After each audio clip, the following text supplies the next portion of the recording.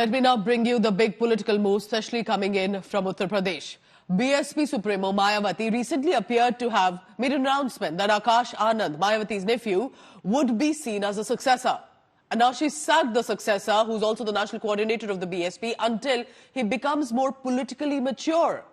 She posted a statement on social media that this decision has been taken in larger interest of the party, adding that the leadership of Bahujan Samaj Party is not going to shy away from making every kind of sacrifice to take forward Dr. Baba Saheb Ambedkar's ideology. In December last year, Mayawati declared Akash Anand as her successor, that after her, he will be the one to take the reins of the party ahead. He was even given the charge of party's national coordinator. But with the case of Model Code of Conduct violation registered against him in Sitapur in Uttar Pradesh for comparing the BJP government with Taliban.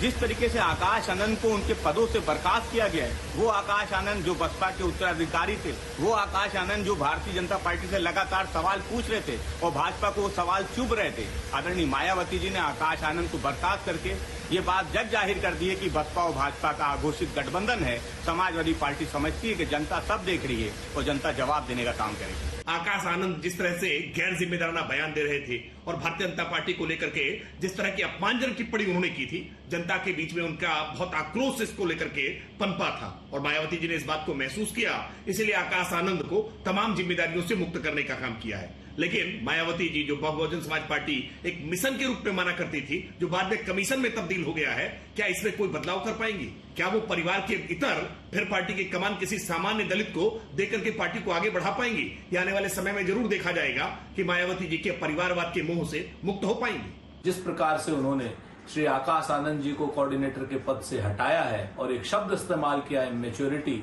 तो उस पर मायावती जी के निर्णयों पर गंभीर प्रश्न खड़े होते हैं। अगर वो मैच्योर थे तो उन्हें बनाया क्यों था?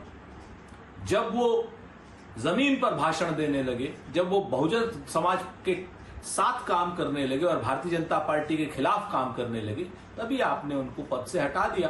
तो ऐसा लगता है कि कहीं ना कहीं जिस तरीके से टिकट चेंज कर रही हैं मायावती जी और अब आकाश आनंद जी को हटाया है, तो भाजपा से मिली भगत स्पष्ट परिलक्षित हो रही है।